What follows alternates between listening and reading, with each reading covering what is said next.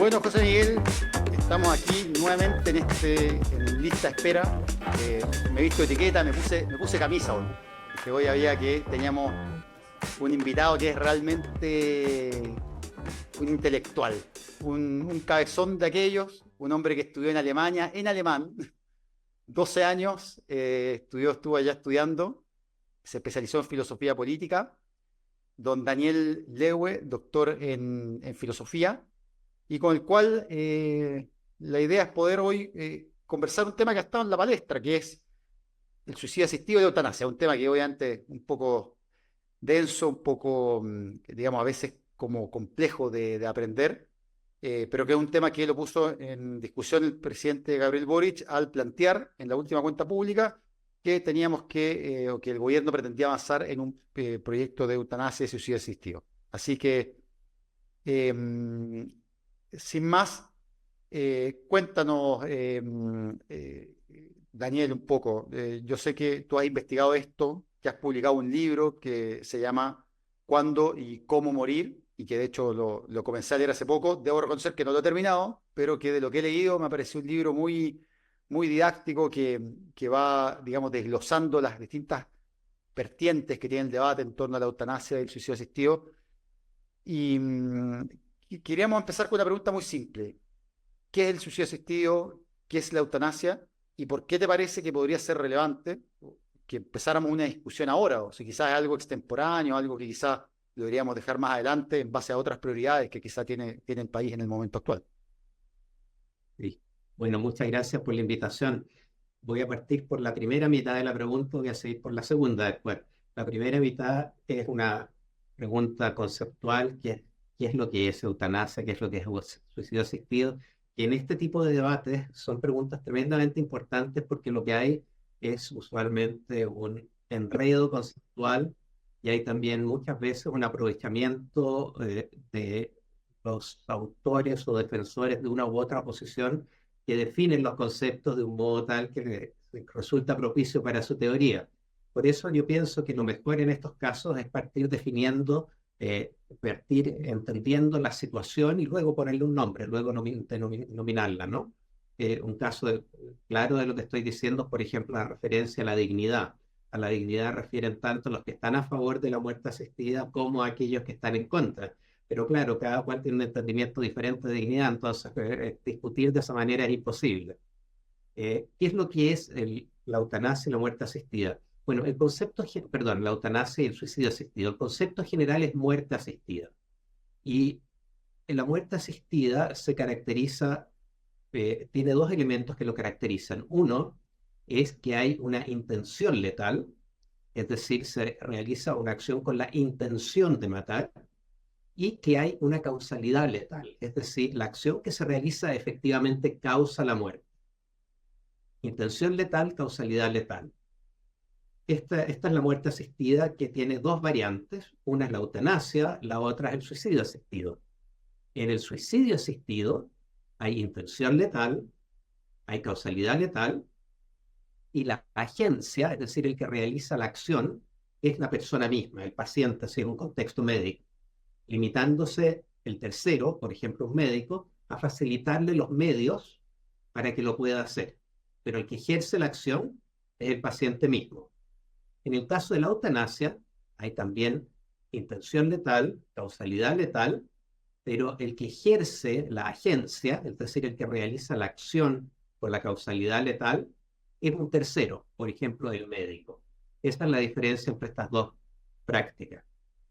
Eh, las dos son en un sentido amplio eutanásicas, pero la eutanasia en sentido estricto implica que la agencia es de un tercero, del médico. ¿Por qué es importante hablar de esto? Bueno, yo creo que es un tema fundamental por una serie de razones y una que es bastante evidente es que vivimos en sociedades que afortunadas que están logrando expectativas de vida, han logrado expectativas de vida desconocidas en la historia de la humanidad. Eso significa que muchas más personas alcanzan edades elevadas, lo que significa en muchos casos salud requebrajada. Significa muertes sufrientes o significa pérdidas de autonomía, significa muchas veces vivir en condiciones en las cuales las personas no desean hacerlo. Vivimos más, sí, pero el tiempo de salud requebrajada también es mayor. Y si consideramos, y este es un segundo elemento, que en las generaciones, digamos, que ahora se aprontan a los últimos capítulos y de ahí en adelante, todas las que vinieron, desde los baby boomers hasta los jóvenes hoy en día, han, como ninguna otra generación en la historia de la humanidad, tenido la posibilidad de ejercer control sobre sus vidas. Piensen ustedes en cómo estas generaciones hemos podido escoger nuestra profesión, hemos podido escoger nuestro estado familiar, si nos casamos o no, si tenemos hijos o no. Piensa en todo lo que trajo consigo la píldora y la posibilidad de controlar la procreación, etcétera, etcétera, etcétera, planes de vida, etcétera. Si tomamos en consideración eso, entonces es evidente que una generación que está acostumbrada a ejercer control sobre su vida, también quiere ejercer control sobre el último capítulo de su vida. Ejercer control sobre la muerte es ejercer control sobre el último capítulo de la vida. La muerte es parte de la vida. Así que teniendo en consideración que probablemente para muchos las condiciones de muerte van a ser sujetas a condiciones o enfermedades quizás que implican bienestar menoscabado o vivir en situaciones que no se quiere vivir, y tomando en consideración que las personas están acostumbradas a ejercer control sobre su vida, resulta solamente evidente que una ley de muerte asistida, eutanasia y suicidio asistido, responde a este interés fundamental de las personas. A mí me pasa un poco, escuchándote y leyendo el libro, que en el libro tú hablas de un tema que lo encuentro muy interesante, que dice que siempre hay una frase que es defender la vida. Dicen los grupos que se oponen a la eutanasia o el suicidio asistido, que están por la defensa de la vida hasta su muerte natural. Y claro, uno cuando se pone a reflexionar esa frase pareciera decir mucho, pero en verdad no dice nada, porque uno dice, bueno, ¿qué es muerte natural? Muerte natural puede ser morir de apendicitis, morir de una amigdalitis que se convirtió en un absceso, que no sé, llegó al mediastino y la persona se murió. Entonces, como que ese concepto de muerte natural en verdad no existe en la medicina moderna. O sea, creo que justamente como que todas las acciones médicas un poco van contra la naturaleza, incluso, ojo, son un poco antievolutivas, porque en nuestra misma, digamos, nosotros somos una de las pocas especies que permite la sobrevivencia de los débiles. O sea, nosotros permitimos, en el fondo, como especie, que personas que, en el fondo, que, digamos que en la naturaleza, en el fondo, la naturaleza no permite la existencia o tiene un sesgo, por así decirlo, ¿no? Si un animal está herido, un animal herido no sobrevive en la naturaleza, o un animal con una pierna menos, o un animal que, ¿ya? Entonces nosotros efectivamente hacemos muchas cosas que van contrario a las leyes que damos por naturales, y me parece bien, o sea, obviamente creo que no me opongo a eso, pero me llama la atención justamente que, yo no sé cómo lo ves tú, José Miguel, esto, que a veces uno se queda como médico y le toca ver casos complejos y dice, bueno, ¿qué es lo natural acá? O sea, porque nos enfrentamos a una persona que está con, no sé, de repente usando una sonda nasogástrica para alimentarse, que está una vía venosa para que le pasen antibióticos, que está con una cantidad de cosas que pueden ser más o menos complejas, pero que nada tienen de natural. Y sin embargo decimos, bueno, el argumento es no, defendemos la vida hasta la muerte natural. Me suena como a veces como un poco inconsistente. ¿Cómo, eh, cómo lo ves tú eso de Daniel, no sé, o José Miguel, este concepto de lo natural en salud? Eh, Efectivamente, yo lo pongo en el libro, es una condición bastante difícil de definir, la del fin natural o muerte natural en las condiciones de la medicina moderna. Efectivamente es así. Más bien a lo que se refieren aquellos que dicen que la muerte, que defienden la vida al punto de impedir que las personas puedan disponer de ella en cualquier circunstancia, y dicen que las personas tienen que vivir hasta su fin natural. Más bien lo que quieren decir, estoy haciendo una interpretación, digamos, bondadosa al respecto, es que las causas de la muerte no deben relacionarse nuevamente con una intención letal ni con una causalidad letal realizada por un agente, sea el mismo, suicidio asistido o sea un tercero, eutanasia, sino que deben corresponder la causalidad a alguna condición o enfermedad. Eso es más o menos lo que tienen en mente cuando dicen que hay que vivir la vida hasta su fin natural. Y evidentemente la idea de que hay que vivir la vida hasta su fin natural ya es compatible con prácticas hoy aceptadas. Estoy pensando en la doctrina del consentimiento informado, que es un derecho adquirido y que es también una práctica aceptada en la bioética y que permite a un paciente negarse a comenzar un tratamiento e incluso exigir terminarlo, aunque aquello implique su muerte. Es decir, en ese caso, y por eso hay por eso muchos que sostienen que hay que vivir hasta el fin natural, están de acuerdo con la doctrina del consentimiento informado. En ese caso, lo que causa la muerte no es la causalidad desarrollada, puesta en movimiento por el médico, por el paciente mismo, sino que la enfermedad o la condición a la cual, por decirlo así, se le quita el dique que la sostenía. En ese caso, la acción del médico es lo que se llama una condición sine qua non. Sin ello no se habría realizado esa muerte, se habría realizado otra, pero no es causal. Y por eso usualmente es compatible la doctrina del consentimiento informado con la defensa de la vida hasta su fin natural. Ujú. Mi punto en el libro es que si ustedes están de acuerdo, si estamos de acuerdo y lo estamos, con el consentimiento informado, con prácticas como el consentimiento informado o con prácticas como la sedación terminal, los mismos principios y valores que están a la base de esas prácticas hoy aceptadas por la bioética y que a su vez corresponden a derechos adquiridos, los mismos principios y valores están a la base del suicidio asistido y de la eutanasia. Si ustedes están de acuerdo con lo primero, tienen que estar de acuerdo con lo segundo. Ese es el Sí, punto de mi libro. es que puede más, puede lo menos. Eh, Oye, Daniel, te quiero llevar un poco a la contingencia, porque los argumentos que tú estás entregando, probablemente si nosotros nos juntamos acá con bioeticistas renombrados, probablemente más allá de algunos bemoles, vamos a estar todos más o menos de acuerdo. ¿Ah? Pero justamente estamos conversando esto por los que no están de acuerdo o porque se produce, ¿no es cierto?, una contingencia en el debate público. Y esta contingencia está dada principalmente porque estos temas, por así decirlo, valóricos, no sé si está bien, no creo que esté bien llamarlo así, pero que finalmente se interpretan desde el valor propio, ¿no es cierto?, de cada individuo, de cada movimiento político, genera, ¿no es cierto?, cierta respuesta.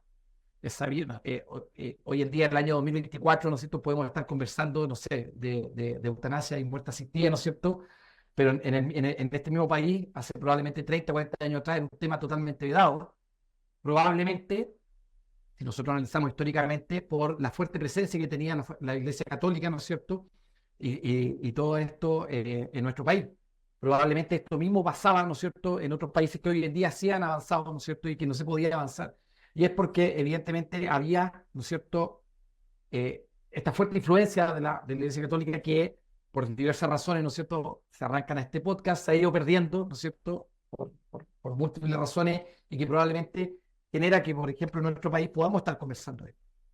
Entonces, eh, se da esta conversación contingente, ¿no es cierto? Se da esta conversación donde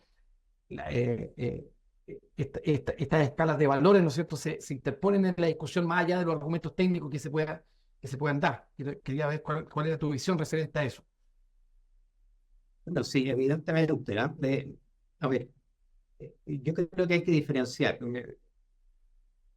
Efectivamente, si atendemos a la opinión pública, en la discusión pública, aquellos que se oponen a la muerte asistida, a cualquiera de sus variantes, y indagamos un poco más profundo en los argumentos que desarrollan, por ejemplo, qué es lo que está detrás del entendimiento del derecho a la vida que proponen, lo que descubrimos son principios supraempíricos, es decir, principios que exigen una petición de principios o valores que exigen, o teorías que exigen una petición de principios, es decir, el compartir una creencia y que a su vez no pueden entregar ningún argumento de por qué tenemos que compartir esa creencia. Por eso una petición de principios. Por el caso evidente es la religión, ¿no? Si mi Dios, mi Dios, sea cual sea, digamos, indica que tengo que vivir hasta mi fin natural, esa es una razón válida para todos aquellos que comparten esa creencia, pero para todos aquellos que no la comparten, evidentemente, es simplemente la exigencia de una petición de principio. Y exigir, porque no nos pueden tener ninguna razón de por qué tengo que aceptar esa creencia, y exigir peticiones de principio para legislar en asuntos que nos competen a todos y que restringen eventualmente la libertad y los derechos de cada uno de nosotros, implica no respetar a las personas, porque lo que estás haciendo, estás a priori negándote a entregar un argumento que puedas aceptar, que puedas razonablemente esperar que los otros puedan aceptar. Eso no significa que los otros no estén de acuerdo, pero tenemos que estar dispuestos en el debate público a presentar razones en base a principios que podamos esperar que los otros compartan. Y evidentemente un principio como una creencia religiosa no es uno que podamos esperar que los otros compartan, es una petición de principio. Por lo mismo, en el espacio público, lo que hay que hacer es discutir en relación a principios y valores que son parte, principios y valores políticos, principios y valores en torno a los cuales se organiza nuestra democracia liberal. Y cuando empezamos a discutir en base a principios y valores en torno a los cuales se organiza nuestra democracia liberal, entonces notamos que hay muy pocas razones, si es que alguna, para limitar la libertad de las personas para acabar con su vida en ciertas circunstancias. Daniel, una pregunta, porque ¿no te da la impresión que yo siento que en muchos de estos temas la elite del país, especialmente la elite dirigente, quizá dentro de algo más contingente, pero yo creo muy particularmente la centro derecha, está a veces como 30 o 40 años atrás del resto del país? O sea, porque uno ve, por ejemplo, mira, en 1994 en el país se despenaliza la sodomía, ¿no? El sexo entre hombres era un delito en ese año. El divorcio, por ejemplo, bueno, en esa época del 94 hubo senadores, que incluso algunos son senadores hoy, que votaron en contra de eso. El divorcio se aprobó el año 2000, cuando yo creo que, o sea, de hecho, ya en el año 2000, cuando el divorcio fue muy debatido, ya la mitad de las parejas eran convivientes, o sea, en el fondo la mitad de los hijos nacían fuera del matrimonio, o sea, el matrimonio no era la institución, por así decirlo, predilecta para tener hijos, pero sin embargo había una élite que decía, no, mira, acá si aprobamos el divorcio, como que el país se va a extinguir, va a desaparecer. Y nuevamente, bueno, vimos ese debate con la píldora del día después, lo mismo, o sea que si bien los anticonceptivos estaban masificados, tenían mucho apoyo, había una resistencia muy grande a cosas tan simples como decir, oye, vamos a repartir un anticonceptivo en los consultorios. Y ahora siento que nuevamente es lo mismo, o sea, como que, no sé si a ti te da la impresión de esto, pero que estamos en un debate en donde la ciudadanía yo creo que hace rato lo tiene resuelto. Dice, mira, ¿sabes qué? Si es tu vida, tú estás sufriendo, se te han dado todos los cuidados necesarios para evitar ese sufrimiento y aún así tú sigues sufriendo y consideras que tu vida no merece la pena de seguir, continuar en esa situación, es tu decisión, decide. Yo creo que hay un consenso mucho más amplio, pero que la elite del país está 40 años atrás, o no, o ¿cómo ves tú ese punto? Yo creo que tienes un punto, exactamente así. Y es interesante notar que la distinción entre izquierda y derecha, que se utiliza para tantas cosas en análisis de los asuntos públicos, en este caso no vale, porque si bien los sectores más conservadores eh, dentro de, digamos, de los políticos están en contra de la muerte asistida, ciertamente, o así lo han manifestado al menos en las discusiones hasta ahora. De la población, el 70 a 72% se declara a favor de la muerte asistida. Y en este país no hay un 70% de gente de izquierda, así que evidentemente la posición a favor de la muerte asistida es una que cruza a través de los diferentes partidos y posicionamientos políticos. Resulta un poco extraño entender por qué hay un cúmulo, una acumulación, una concentración tan grande, no voy a decir de derecha, voy a decir de conservadurismo, dentro de ciertos dentro de ciertas subclases de nuestra clase política. Supongo que tiene que ver con la historia de este país y evidentemente se activan ahora, pero date cuenta que se activan exactamente de la misma manera como se activaron estructuralmente, ¿eh? Como se activaron con todos los otros debates que mencionaste. ¿El de divorcio? No, se va a acabar la familia. El mismo estatus para hijos nacidos en el matrimonio y fuera del matrimonio, no, entonces se va a acabar la familia. Y podemos seguir y seguir y seguir, es decir, inmediatamente activan un argumento de pendiente resbaladiza de todo lo terrible que va a pasar si aceptamos esto. Yo creo que los desarrollos históricos han mostrado que no ha pasado lo que han dicho, y en la medida en que podamos decir que ha pasado o no ha pasado por esa causa. Y ahora activan exactamente el mismo argumento. Si aceptamos una ley de muerte asistida que permita a las personas en condiciones delimitadas acabar con su vida, entonces estamos fomentando una cultura de la muerte. Entonces las familias van a incentivar a los abuelitos para que se maten, etcétera, etcétera, etcétera. Esos son los argumentos que se expresan en el debate público cuando no refieren a valores que, como dijimos hace un rato, exigen peticiones de principio. Son argumentos de alguna manera articulados consciente o inconscientemente, probablemente inconscientemente, para producir miedo a la población. Pero en esa empresa, yo te diría, y en esto creo que podemos ser razonablemente optimistas, ya perdieron la posibilidad, la sociedad está mucho más, tiene mucho más claridad acerca de la importancia de estas preguntas en sus vidas particulares. Y no es raro que así lo sea, después de todos somos mortales y cualquier persona que tenga la capacidad para considerar su condición de mortalidad tiene que tener alguna preocupación acerca de cómo quiere que sea el fin de su vida, aunque sea para ponerle fin antes de determinadas condiciones, sea para vivirla hasta su fin natural, da lo mismo, cualquiera sea el objetivo, cualquiera sea aquello que una persona considere correcto, tiene que tener un interés en el final de su vida. Y si una persona tiene un interés en el final de su vida, entonces tiene que tener interés en la existencia de una ley de muerte asistida. Oye, Daniel, una pregunta.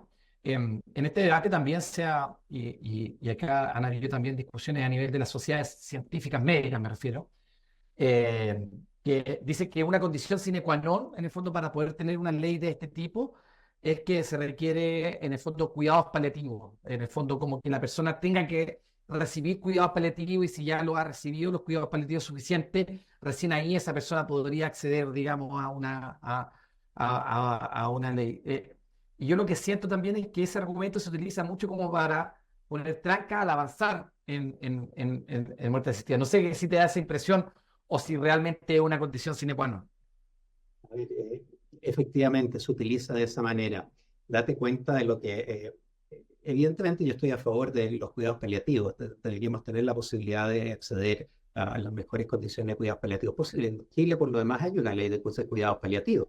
Lo que pasa es que no están los recursos para implementarla como es debido. La ley existe. Pero claro, se dice, a ver, la muerte asistida se remonta en última instancia a la voluntad de las personas. Pero para que una decisión sea voluntaria, entonces debemos contar con alternativas relevantes para poder decidir. Y si la alternativa a la muerte asistida es una muerte dolorosa, porque no hay cuidados paliativos, entonces la decisión por la muerte asistida no puede ser voluntaria y por lo tanto no puede ser aceptable. Ese es como el argumento en su forma más clara y de la manera más bondadosa posible. Date cuenta de lo que se está diciendo. El que sostiene ese argumento tendría que ser capaz de pararse delante de una persona sufriente y decirle, no hay ley de muerte asistida, no vamos a permitir que acabes con tu vida aunque quieres hacerlo, aunque estás sujeto a un estado, una enfermedad en fase terminal, o aunque vives en condiciones que implican sufrimiento intolerable, pero no lo vamos a aceptar porque primero tenemos que hacer una ley de cuidados paliativos e implementarla de manera perfecta. Una vez que hayamos hecho eso, entonces te vamos a permitir acabar con tu vida si es que quieres. Es de un cinismo tremendo. Es de un cinismo tremendo. La voluntad, ciertamente el ejercicio de la autonomía exige ciertas opciones, pero eso no significa que una decisión en contextos delimitados, y todas las decisiones se ejercen en contextos delimitados, no sea autónoma. Todavía podemos hablar de una voluntad autónoma. Y te lo pongo de esta manera. ¿Qué hay más autónomo que la decisión de una persona que, me estoy poniendo en el caso de que no haya un cuidado paliativo, que decide morir antes para no tener una muerte sufriente? No tenemos por qué, en base a esa condición que faltaría suponer, y mucho menos suponer que las personas no son autónomas cuando lo deciden. El argumento también se presenta de otra manera, la misma estructura. Es decir, no podemos tener una ley de eutanasia hasta que el tratamiento de los cuidados paliativos sean perfectos y a su vez no tengan costos, porque si tienen costos, naturalmente es otra restricción más que pondría en cuestión la autonomía de las personas. No, y Daniel, una cosa ahí, complementando lo que tú dices, creo que también ese argumento es muy falaz en el sentido de que la medicina siempre se da en un contexto, siempre. O sea, como que uno no puede decir, no, mira, porque siempre uno va a poder decir, oye, pero mira, los cuidados paliativos no son tan buenos como los de Suiza, porque, ojo, acá podríamos duplicar el gasto en salud e igual nuestros cuidados paliativos no van a ser, por ejemplo, los mismos que se dan en Zúrich, te lo aseguro.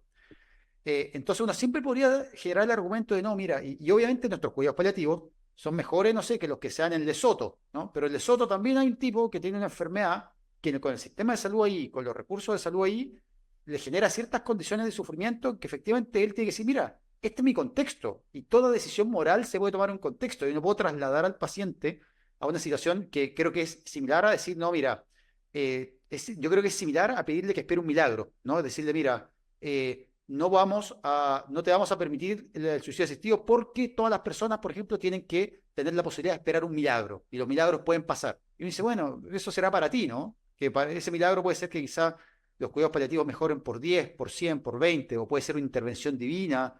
Pero si yo no creo eso, no creo que va a pasar eso en el corto plazo, creo que sí, en ese contexto, todas las decisiones tienen que ser tomadas en un contexto y la medicina siempre ha sido así. Y de hecho por eso, por ejemplo, incluso hoy en día existen guías clínicas que dicen, mira, este tratamiento es para, por ejemplo, países en subdesarrollo. Porque si mira, esta alternativa es de bajo costo, no es la más efectiva, pero es muy útil, por ejemplo, en un país que tiene pocos recursos. ¿Ya?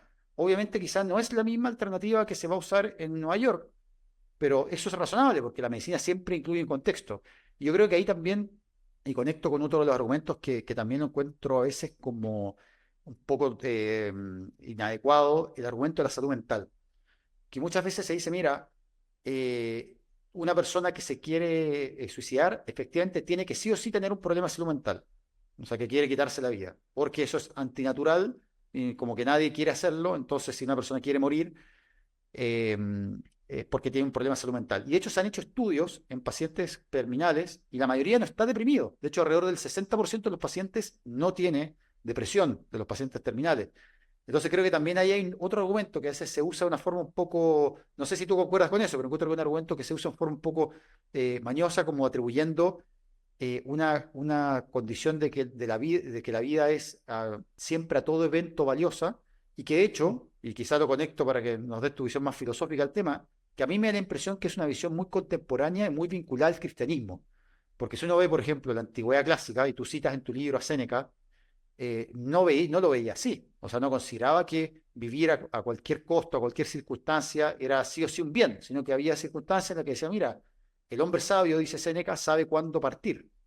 Yo creo que nosotros hemos perdido un poco eso y nos hemos, digamos, creado una cultura en donde en el fondo pareciera ser que no importa qué, hay que mantener la circulación de los latidos sin importar cuáles sean las condiciones, ¿o no?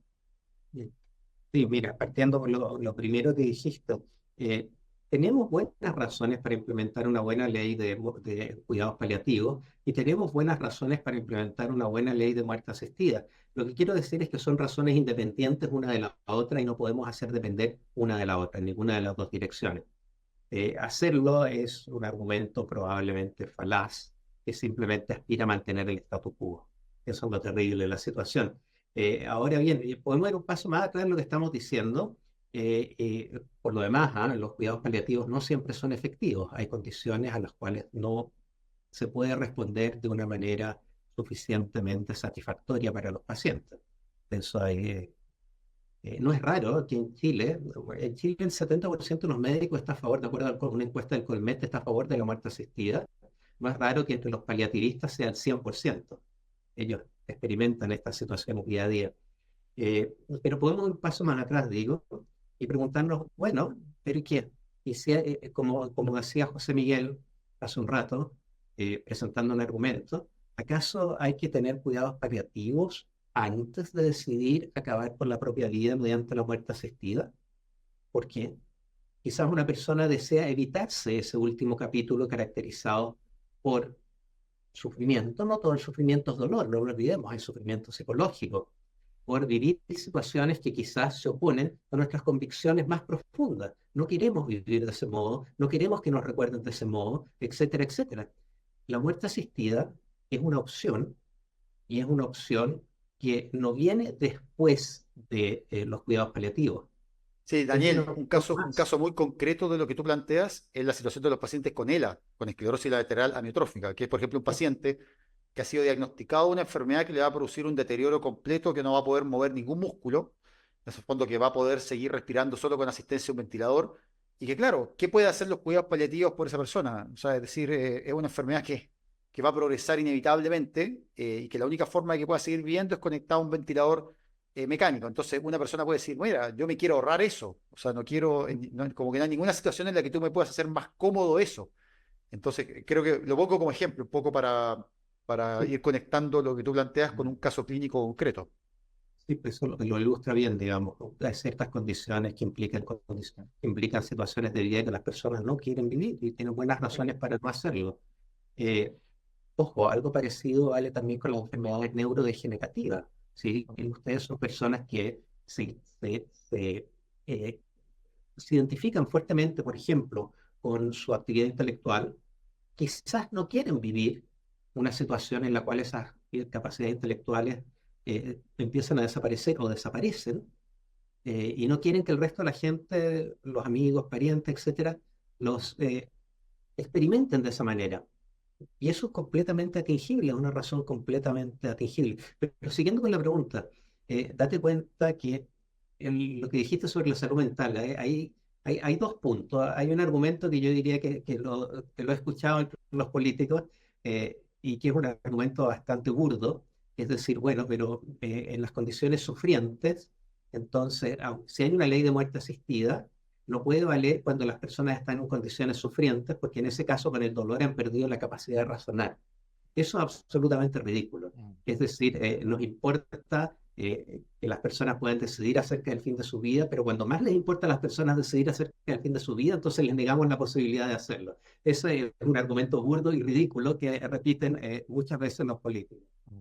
Sí, Hay una versión más sofisticada, que es la que tú mencionas, es decir, bueno, pero en condiciones terminales o en condiciones sufrientes, muchas veces se ven afectadas las capacidades, la salud mental de las personas, depresión, etcétera, etcétera, y por lo tanto no podemos considerarlos como decisorios, no podemos no podemos considerar sus decisiones como obligatorias. Si alguien quiere acabar con su vida en esas circunstancias, probablemente no lo podemos considerar como algo que debamos nosotros mm, realizar.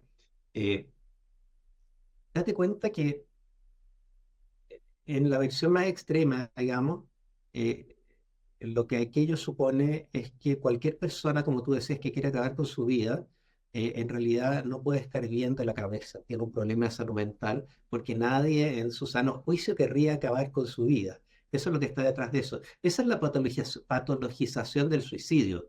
La patologización del suicidio, que es la situación hoy en día en nuestro mundo, es muy nueva en la historia de la humanidad.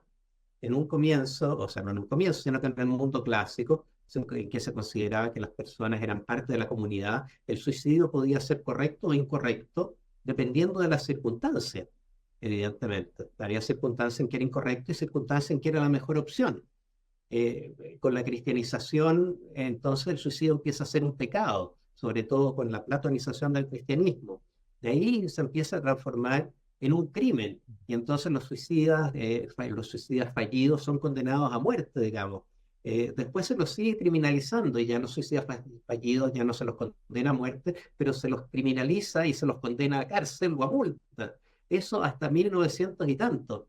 Recién entonces se empieza a patologizar el suicidio, como hacen muchos psiquiatras hoy en día también, y suponen que alguien que quiere acabar con su vida, en el fondo tiene que estar sujeto a algún tipo de condición mental, y por lo tanto no podemos tomar en serio su decisión. Yo te diría, no, yo diría, incluso, eso no es así, tal como tú dices, en muchos casos, pero yo te diría, incluso en casos en que es así, incluso en que el deseo de acabar con la propia vida está mediada por una condición mental, incluso en esos casos, sujeto a condiciones más exigentes, la muerte asistida es una opción a favor de la cual se puede argumentar.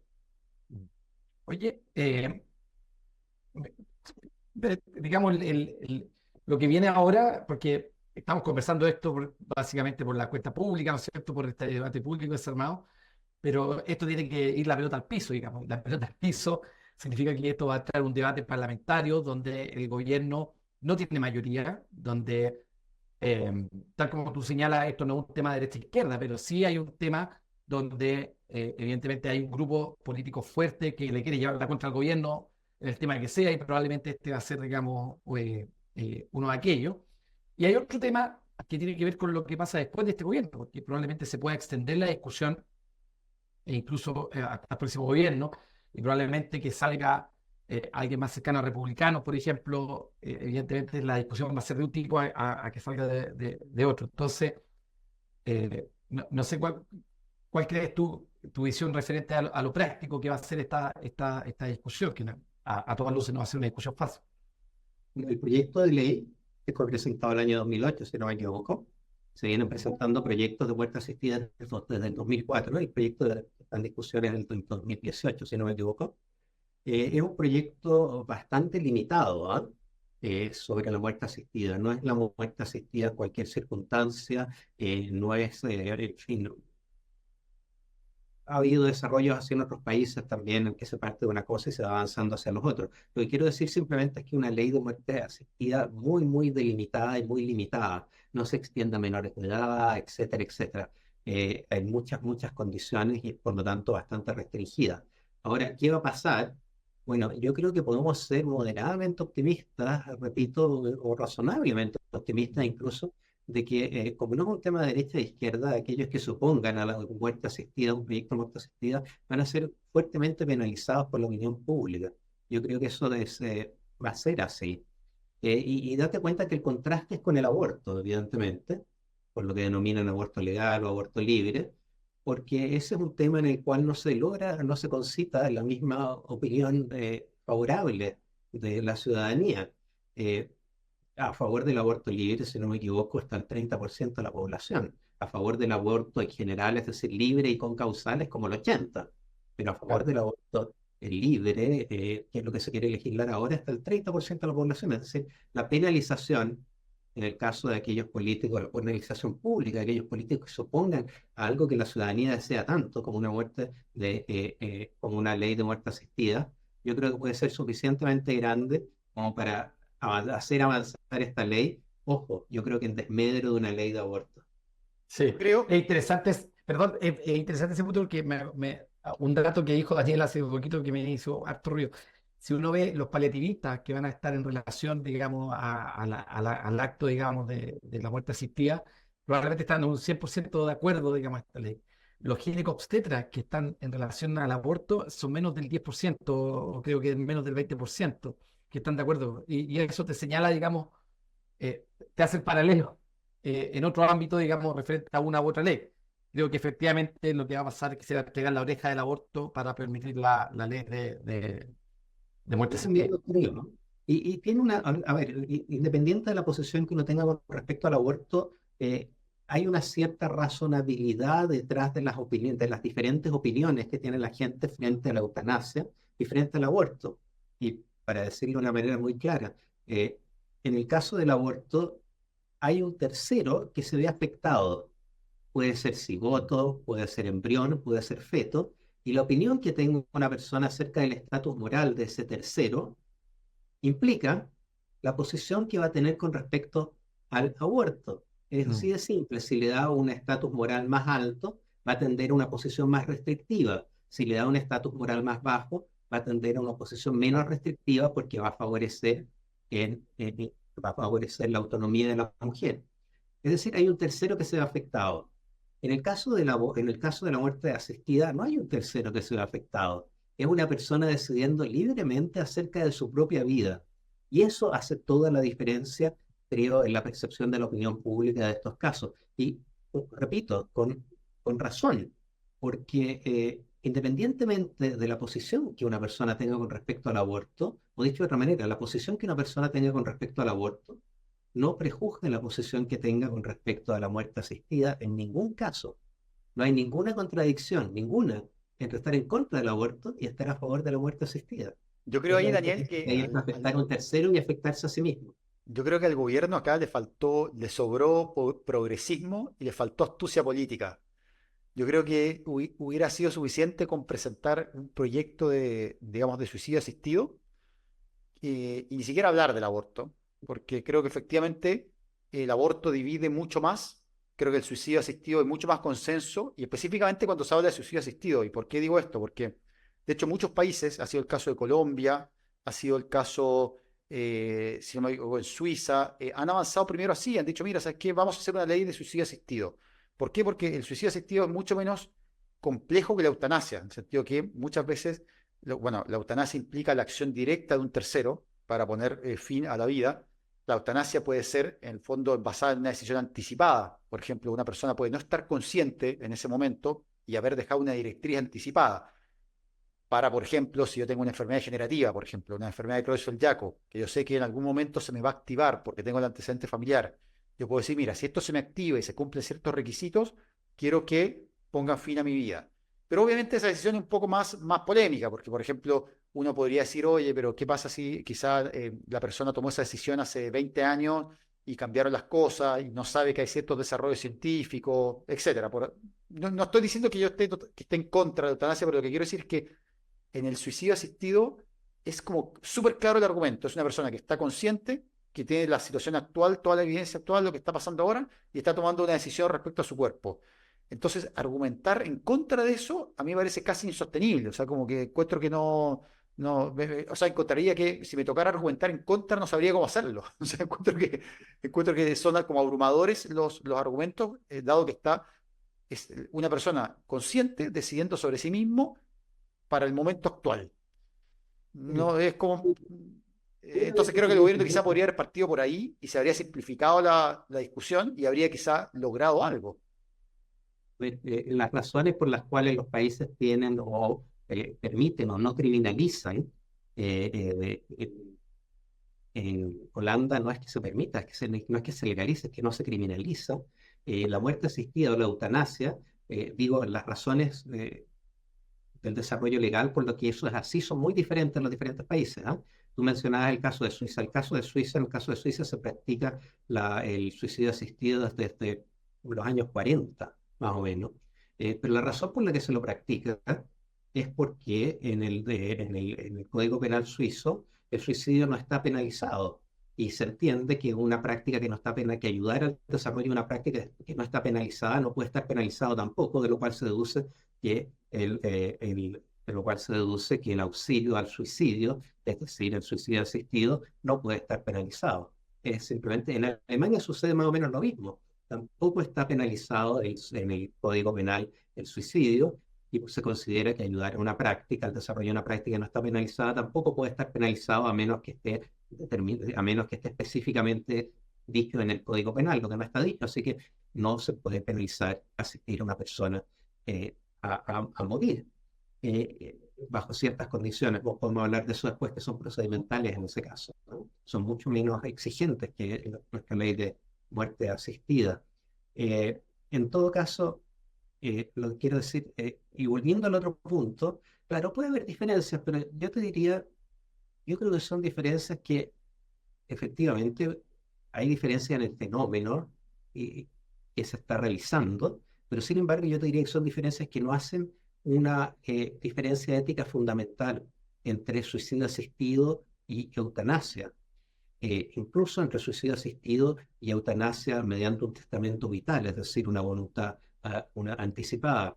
Yo creo que pienso, y así lo trato de argumentar en mi libro, que no hay ninguna diferencia relevante entre esa ética relevante entre esas dos prácticas que nos permitiera decir que hay que permitir la primera, pero no hay que permitir la segunda. Oye, Daniel, Sí. para ir cerrando, ¿qué recomendarías tú como de dos temas? ¿Una película que recomiendes para conocer algo más de este tema? Si se te ocurre alguna. Yo tengo algunas que se me ocurren. ¿Y algún Por supuesto, libro está la Mara. aparte del tuyo?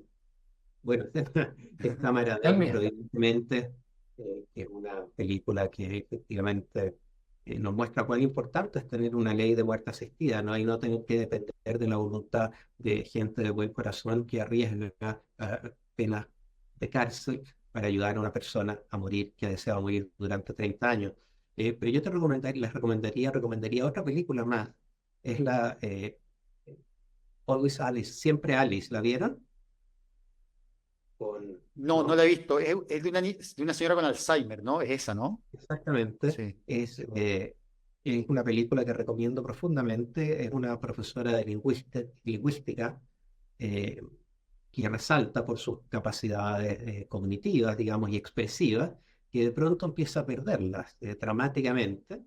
Y viene el momento del diagnóstico de la enfermedad, una enfermedad neurodegenerativa, y viene todo el proceso de la enfermedad en el cual evidentemente durante mucho tiempo se mantiene como la que era, aunque en momentos es rara, digamos, se comporta de maneras extrañas, pero progresivamente va avanzando la enfermedad eh, hasta que, y ella misma, eso uno lo ve en la película, eh, se graba a sí misma un mensaje en el computador en la que se cuenta su vida, quién es, y se cuenta a sí misma, será la persona que va a ser cuando ya no tenga sus capacidades mentales eh, fun- eh, completamente funcionales, se cuenta a sí misma dónde tiene guardadas las pastillas, los somníferos que ha ido acumulando a través de los años de la enfermedad. Y se le da a esa persona que va a ser en el futuro las indicaciones de dónde están las pastillas y cómo las debe tomar para acabar con su vida.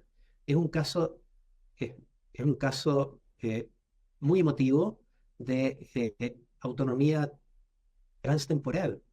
Digamos, la persona que se era cuando se tenía completo dominio de las facultades mentales, le indica a la persona que se va a hacer, que ya no es la que se era, qué es lo que debe hacer para acabar con su vida. Yo creo que en esos casos, la voluntad de la persona que está en pleno uso de sus capacidades mentales debe tener primacía completamente por sobre cualquier bienestar de la segunda persona sujeta a una enfermedad mental. Después de todo, repito, todos tenemos un interés en nuestra vida y por lo tanto todos tenemos un interés en el último capítulo de la vida y por lo tanto todos tenemos un interés en cómo y cuándo morir. Oye, ¿y un libro? En Chile, bueno, hay hartos libros, ¿ah? Sobre el suicidio. Hay un libro, el autor lo puede encontrar en mi bibliografía, que se llama eh, Por mano propia, que es bastante bueno. Entre las últimas publicaciones en Chile hay un libro que vale la pena, que se llama Memento Mori, de, eh, ¿cómo se llama el autor? Ayúdenme, soy malo con los nombres. Eh, no, no lo conozco, no, no. Pues salió hace poco, yo creo que salió hace medio año más o menos, o algo así. Es un libro que encara el tema de la muerte desde muchas perspectivas y con bastante sensibilidad. Yo diría que es un buen libro para enfrentarse a nuestra mortalidad, que Matías después de Rin, todo algo que sabemos, ¿Mm? es de Perdón, Matías Rin.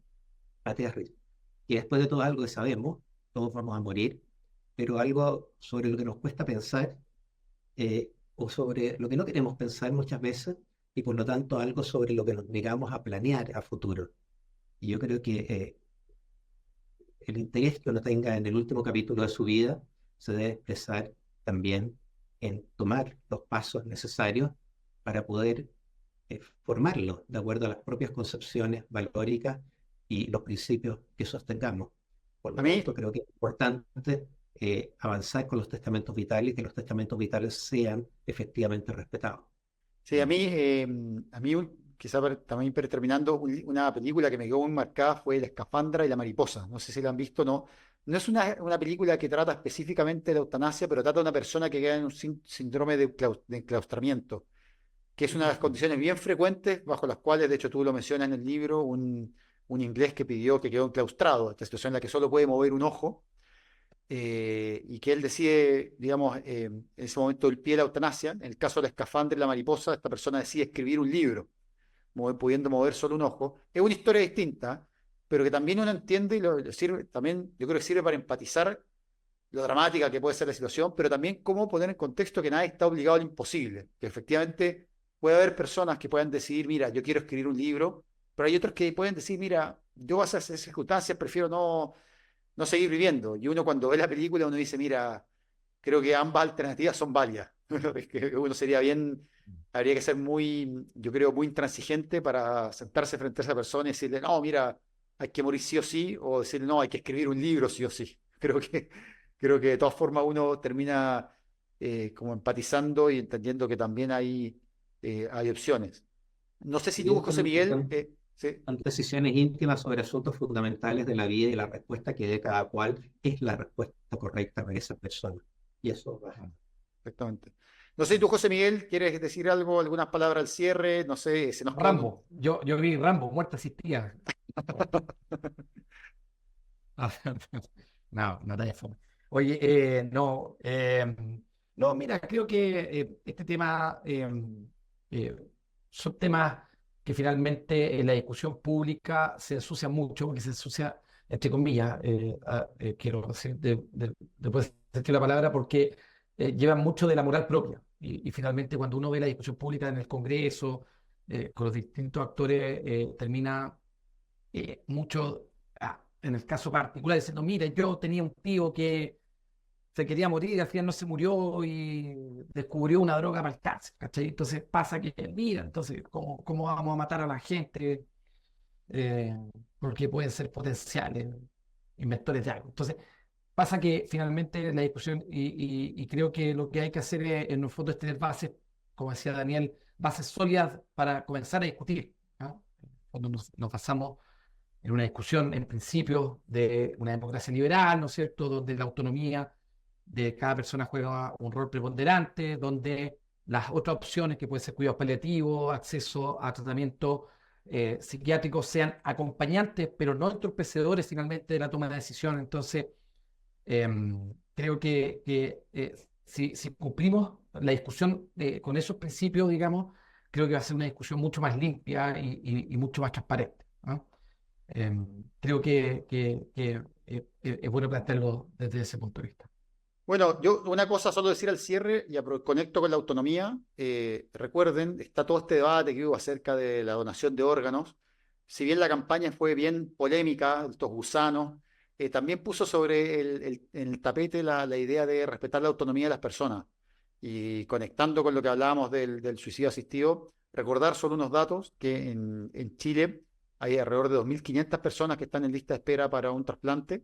Todos los años, menos de 200 personas son efectivamente donantes, y en alrededor de la mitad de los casos en que una persona puede ser donante y no ha manifestado estar en contra de ser donante, la familia es la que rechaza el que esa persona sea donante. Así que acá es tener muy presente eso, que independiente de lo fuerte que puedan ser las imágenes que de los gusanos y esto, la verdad es esa, la verdad es que nuestros órganos, si no están en nuestro cuerpo, terminan en la basura, terminan en la tierra, terminan desintegrados y no les sirven a nadie, mientras que esos órganos, efectivamente, de una persona sale vida para muchas personas. Recordemos que de un donante salen riñones, hígado, corazón, córneas, etcétera. Entonces son muchas veces varias personas las que pueden recibir este auxilio vital. Así que aprovecho a hacer el recordatorio acá en esta plataforma de que para promover la donación de órganos. Y bueno, muchas gracias, Daniel, por haber conversado con nosotros. Ha sido un gusto, como siempre, y con toda tu profundidad y toda tu claridad filosófica para decir los argumentos, esa claridad que a veces a los internistas nos falta, ¿no? Mucho. No tenemos esa precisión en el uso de las palabras. Eso, muchas gracias por todo y bueno, nos veremos en el próximo capítulo de Lista Espera. Y no se olviden, denos like, compártanos. Este es un podcast pobre y honrado que solo depende de sus likes y de su apoyo para seguir transmitiendo y pudiendo cooperar al debate público. Eso, un abrazo. Muchas gracias, Daniel. Gracias, Daniel. Por la invitación. Chao, chao. Chao, chao.